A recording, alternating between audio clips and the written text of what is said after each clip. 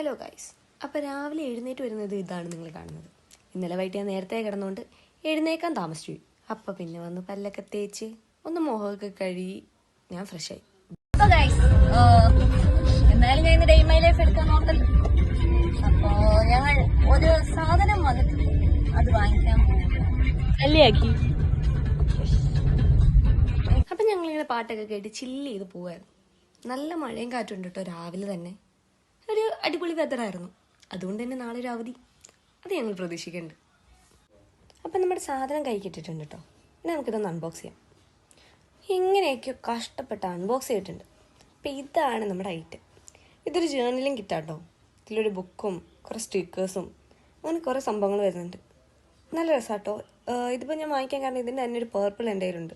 അതെനിക്ക് ഭയങ്കര ഇഷ്ടപ്പെട്ടുകൊണ്ടാണ് ഞാൻ ഇതും വാങ്ങിച്ചത്. പിന്നെ ടോട്ടലി അടിപൊളി സാധനമാണ്.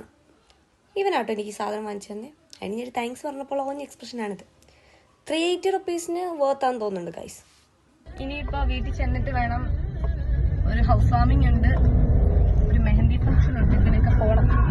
ഇനി ഭയങ്കര ബിസി ഡേ ആണ്. ഞാൻ ത്രെഡ് ചെയ്ത് കണ്ടു. അപ്പൊ ഞാൻ ഓർത്താണ് ഗെറ്റ് റെഡി വിത്ത് മേക്ക് എടുക്കണം. അങ്ങനെയാണല്ലോ പൊതുവെ. പക്ഷെ എനിക്ക് അതൊന്നും എടുക്കാൻ പറ്റില്ല, ഞാൻ മറന്നു. അപ്പൊ നമ്മളിപ്പോ ഹൗസ് വാമിങ്ങിന് പോവാം. നമുക്ക് പോയിട്ട് അവിടെ ചെന്നിട്ട് കാണാം. അപ്പോൾ ഗൈസ്, പൊതുവെ എവിടെയെങ്കിലും പോകുമ്പോൾ നമ്മുടേതായിട്ടുള്ള സംഭാവനകൾ വേണമല്ലോ. അതുകൊണ്ടാണ് ഞാൻ ഇതൊക്കെ വാങ്ങിച്ചത്. നമ്മുടെ ഹൗസ് വാമിങ് നടക്കുന്ന വീട്ടിലേക്ക് പോകുന്ന വഴിയാട്ടോ ഇത്. നല്ല അടിപൊളി വഴിയാണ്.